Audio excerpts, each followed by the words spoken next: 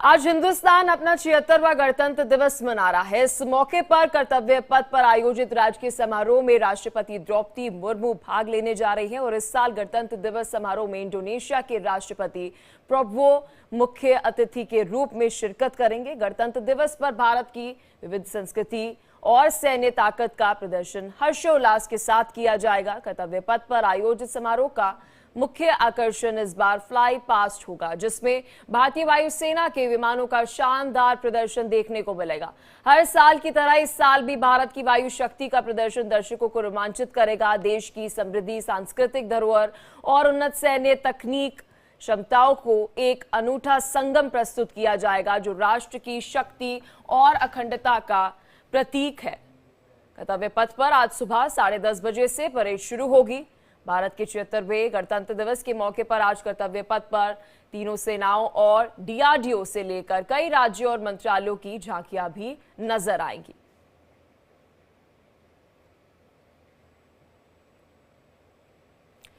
देखिए, ये तस्वीरें आपको दिखा रहे हैं। चलिए अब आपको लेकर चलते हैं दिल्ली और जम्मू कश्मीर। मेरी सहयोगी आंचल हमारे साथ दिल्ली से जुड़ी हुई है और साथ ही जम्मू कश्मीर से मेरे सहयोगी रमन हमारे साथ जुड़े हुए हैं। रमन, आंचल, आप दोनों को गणतंत्र दिवस की हार्दिक शुभकामनाएं। सबसे पहले रमन, मैं आपके पास आऊंगी। मैं पीछे देख सकती हूँ कि आप इस वक्त सैनिकों के साथ मौजूद है। किस तरह का हर्षोल्लास और किस तरह से घाटी में आज गणतंत्र दिवस मनाया जा रहा है?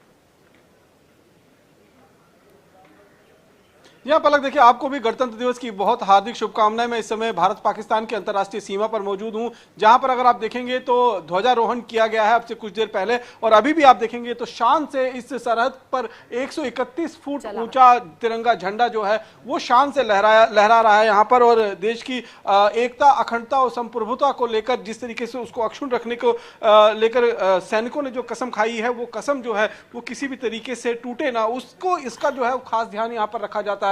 भारतीय बीएसएफ के जवान ये फर्स्ट लाइन ऑफ डिफेंस है जो सरहद की रक्षा करते हैं। और यहां पर अगर आप देखेंगे तो बहुत सारे बीएसएफ के जवान जो हैं वो आज एक तरफ कर्तव्य पथ पर जो है वो परेड करते हुए नजर आएंगे, वहीं दूसरी तरफ सरहद पर देश की रक्षा के लिए भी यहां पर जवान जो हैं वो हमेशा तैयार रहते हैं और अपने बलिदान जो है वो देने के लिए पूरी तरीके से यहां पर आतुर रहते हैं। जिस तरीके से लगातार अगर आप देखेंगे तो यहां पर जोश और जज्बा जो है वो बहुत ज्यादा यहां पर इनके अंदर रहता है। आप देखिए किस तरीके से भारत माता की। और यहां से अब मैं आपको सरहद के उस इलाके में ले चलता हूं जहां पर पाकिस्तान का इलाका शुरू होता है।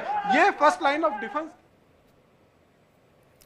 तो चलिए देखिए, लखनऊ से आपको तस्वीरें दिखा रहे हैं जहां पर आप सीएम योगी आदित्यनाथ को देखेंगे, क्योंकि देखिए आज पूरे देश के अंदर 76वां गणतंत्र दिवस जो है बड़ी हर्षोल्लास के साथ मनाया जा रहा है। और जो तस्वीरें आपको दिखा रहे हैं वो तस्वीरें हम दिखा रहे हैं आपको लखनऊ की। सीएम योगी आदित्यनाथ कुछ देर में संबोधन करेंगे। सभी को गणतंत्र दिवस की हार्दिक शुभकामनाएं देते हुए सीएम योगी आदित्यनाथ नजर आएंगे। इस बीच आपको बता दें कि आज अलग अलग राज्यों में और साथ ही दिल्ली में आपको बता दें कि गणतंत्र दिवस की परेड है। चलिए सुनाते हैं क्या कुछ कह रहे हैं सीएम योगी आदित्यनाथ। गणतंत्र दिवस की मैं पूरे प्रदेश वासियों को हृदय से बधाई देता हूं। आज ही के दिन 1950 में भारत ने अपना संविधान लागू करते हुए एक संप्रभु संपन्न लोकतांत्रिक गणतंत्र भारत के रूप में अपनी एक नई यात्रा को प्रारंभ करने का निर्णय लिया था।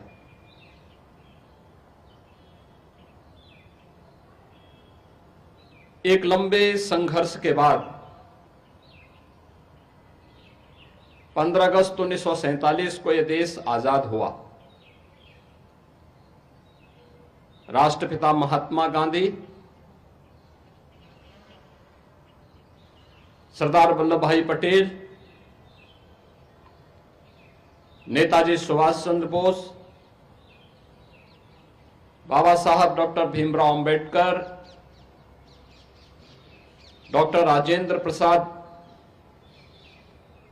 जैसे अनेक स्वाधीनता सेनानियों ने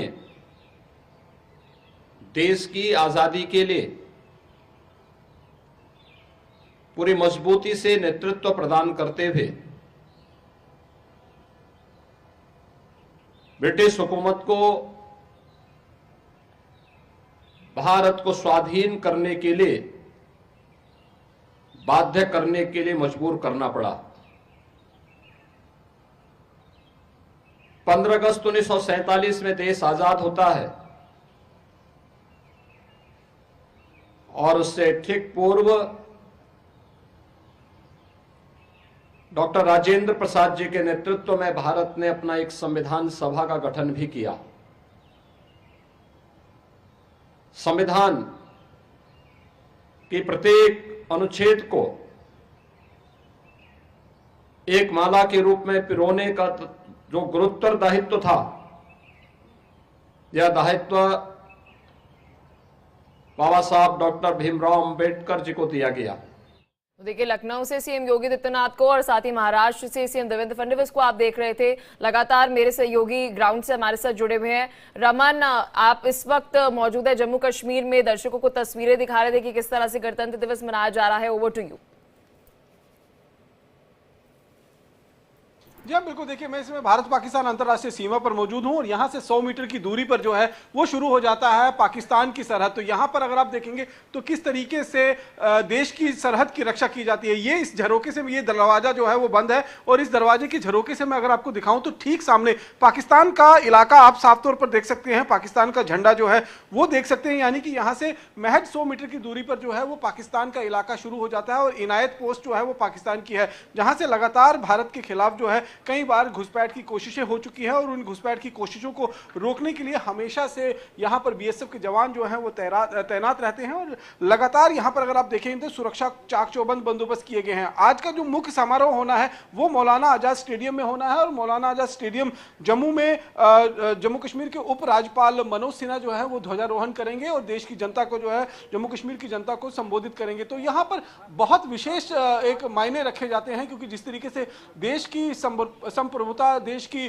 स्वतंत्रता, देश की अखंडता को अक्षुण्ण रखने की कसम जो है वो भारतीय सैनिकों ने यहां पर खा रखी हुई है। चाहे लाइन ऑफ कंट्रोल का इलाका हो, जो जहां पर भारतीय सेना के जवान तैनात होते हैं, और चाहे इंटरनेशनल बॉर्डर का इलाका हो। यहां पर अगर आप देखेंगे तो महज यहां से 11 किलोमीटर की दूरी पर सियालकोट का शहर है, पाकिस्तान का वो बड़ा शहर जहां से अक्सर भारत के खिलाफ किसी न किसी तरीके की साजिश रची जाती है। यहां पर घुसपैठ करवाई जाती है और उस घुसपैठ के माध्यम से जम्मू कश्मीर। ठीक है रमन, आप लगातार हमारे साथ जुड़े रहे हैं। आजकल आपके पास भी हम आएंगे, लेकिन इस बीच सीएम योगी आदित्यनाथ भी संबोधन कर रहे हैं, दर्शकों को वह भी सुनाते हैं। भारत के प्रत्येक नागरिक को न्याय देने के लिए, समतामूलक समाज की स्थापना के लिए, आपस में बंधुता के सूत्र में जोड़ने का हमारा सबसे बड़ा मार्गदर्शक है। प्रत्येक नागरिक को न्याय मिले, बिना भेदभाव के न्याय मिले, उन्हें शासन की सुविधा का लाभ बिना भेदभाव के प्राप्त हो, समाज में समता का माहौल पैदा हो और आपस में जुड़ करके पूरा भारत एकता के सूत्र में बंध करके अपने देश के समृद्धि के बारे में, सुरक्षा के बारे में सोचे। यह प्रेरणा भारत का संविधान हम सब भारतवासियों को प्रदान करता है। आज जब हमारा यह देश अपने संविधान को लागू करने के 75 वर्ष पूरा करके 76वें वर्ष में प्रवेश कर रहा है, तो स्वाभाविक रूप से हम सबके सामने जो एक लक्ष्य है कि विकसित भारत का निर्माण करना, ये विकसित भारत के निर्माण का मार्ग भी भारत के संविधान का अनुसरण करके ही हम कर सकते हैं। भारत का संविधान भारत की हजारों वर्षों की उस विरासत का भी प्रतिनिधित्व करता है जिन पर हर भारतवासी गौरव की अनुभूति करता है। यह हम सब के लिए अत्यंत गौरवशाली क्षण है कि संविधान की मूल प्रति में उन सबको चित्रों के माध्यम से भी अंकित करके प्रत्येक भारतवासी को उसके साथ जोड़ने की एक नई प्रेरणा प्रदान करता है। आज के इस अवसर पर जब भारत के संविधान के उस मूल प्रति का हम अवलोकन करते हैं तो हमें भारतीय संस्कृति की गहराई और उसकी ऊंचाई का अंदाजा हम लगा सकते हैं।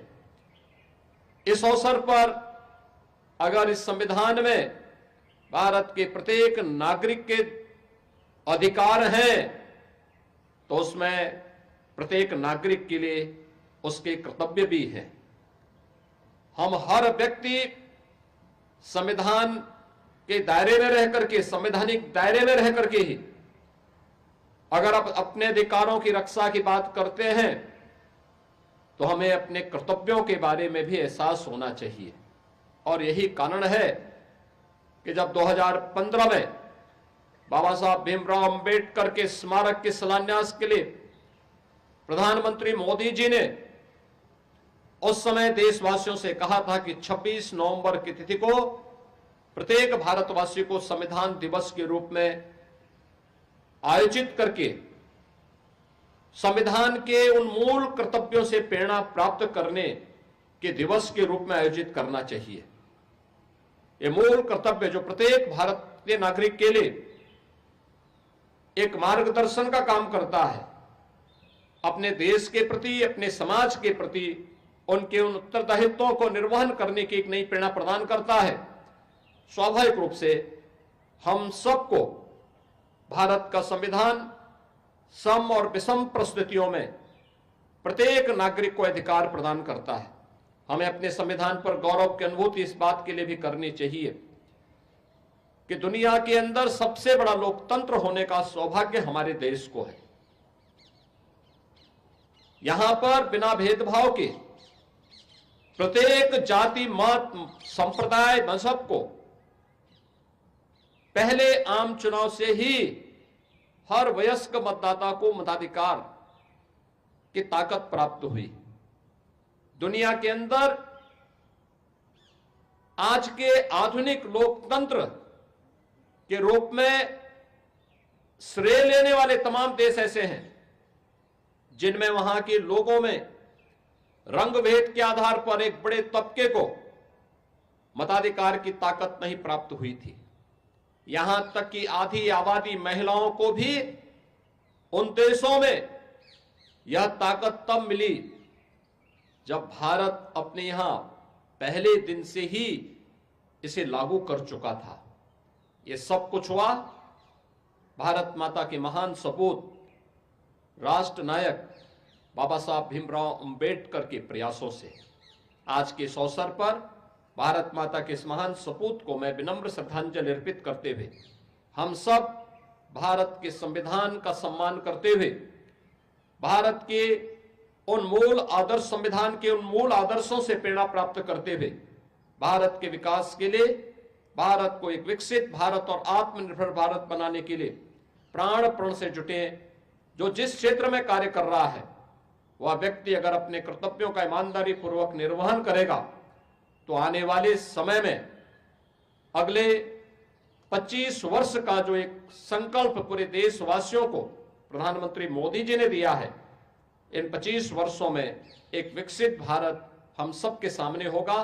आज के इस अवसर पर एक बार फिर से पूरे प्रदेशवासियों को मैं भारत के संविधान के 75 वर्ष पूर्ण होने और 76वें वर्ष में प्रवेश करने के अवसर पर हृदय से बधाई देते हुए अपनी शुभकामनाएं देता हूं। धन्यवाद। जय हिंद। तो देखिए, लखनऊ से